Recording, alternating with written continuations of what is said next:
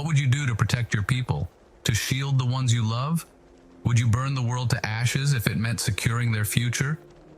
The rumbling, a cataclysmic event that shattered the very foundations of civilization, wasn't just the unleashing of titans. It was the culmination of centuries of pain, suffering, and unending cycles of hatred. And it forces us to ask a question that cuts deeper than any blade. Was it inevitable, or could it have been avoided? This video isn't just an exploration of those questions. It's a request from one of you, a viewer, a friend, someone who dared to ask us to delve into the darkness and reflect on the tragedy of the rumbling. And so, here we are.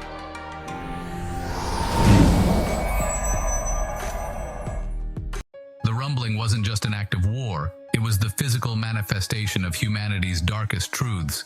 It represents fear, a fear so overwhelming that it consumes reason. It is the embodiment of vengeance, the desire to punish a world that condemned you simply for existing. But most of all, it's a mirror, a reflection of what happens when the walls we build to protect ourselves become prisons, not just for our bodies, but for our minds and souls.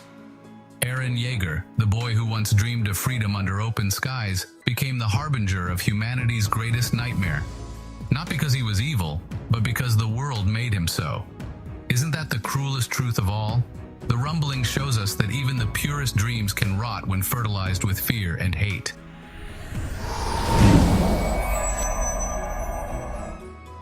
Let's step back for a moment. Could the rumbling, this unimaginable horror, have been avoided? On paper, yes. Diplomacy could have been the bridge between Paradis and the world. Peaceful coexistence was not impossible. It was merely buried beneath layers of mistrust and blood-soaked history. But history is a relentless force. The world feared the power of the Titans. Fear bred hatred, and hatred led to generations of violence. Every attempt at negotiation was met with doubt. Every outstretched hand slapped away by suspicion. When peace requires mutual trust and neither side can forgive, peace becomes an illusion. Eren knew this. He saw the futility in trying to change a world that refused to change itself. Could you blame him for losing faith? Could you fault him for believing that annihilation was the only way forward?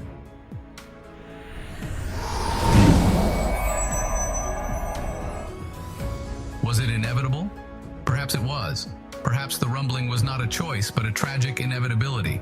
Look at the chain of events, centuries of oppression, the indoctrination of Marley's warriors, the endless cycle of revenge. Eren didn't create this world. He inherited it, just as we inherit the prejudices, fears, and scars of those who came before us. And then there's the question of freedom.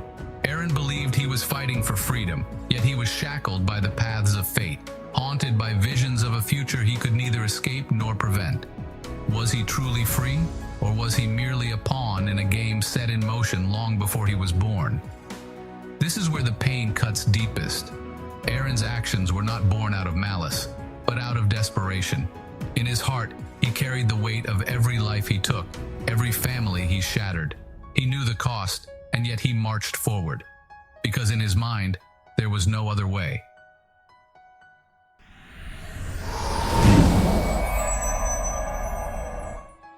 Eren Yeager was not a hero, he was not a villain. He was a man burdened with an impossible choice. And choices, as we know, define us. But what if every choice leads to suffering? What if every path is paved with corpses? Could you bear the weight of such a decision?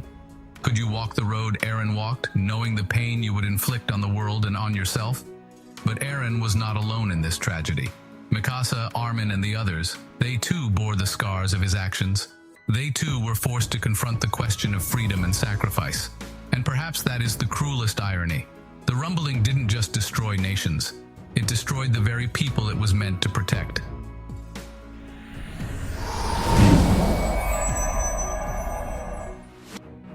Humankind never learns from history. And yet perhaps the rumbling's greatest lesson is that humankind never learns from history. How many times have civilizations risen and fallen, their ruins whispering tales of greed, hatred, and vengeance? How many wars have been fought over borders, beliefs, and fears? The rumbling is not unique in its horror. It's another chapter in an endless cycle of destruction and rebirth. Hashirama Senju, the first Hokage, once said, "There is always conflict no matter what era." And isn't that the truth? From the fields of paradise to the battlegrounds of our own world, humanity seems destined to repeat its mistakes, doomed to carry the seeds of its destruction within itself.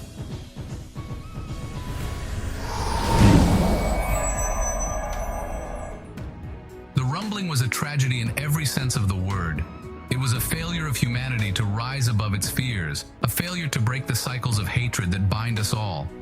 But was it inevitable? Or was it the product of choices made by individuals and societies too blinded by their pasts to see a different future? Perhaps there is no answer. Perhaps the rumbling was neither avoidable nor inevitable. Perhaps it was both. A paradox born of our deepest flaws and our highest hopes. The rumbling was humanity's reckoning. But is it the end or a new beginning? Tell me, would you have chosen differently, or do we all carry the seeds of the rumbling within us? Let us know in the comments. And if you seek more reflections on the shadows of humanity, subscribe for more insights. Together, we'll embrace the darkness and find the light within.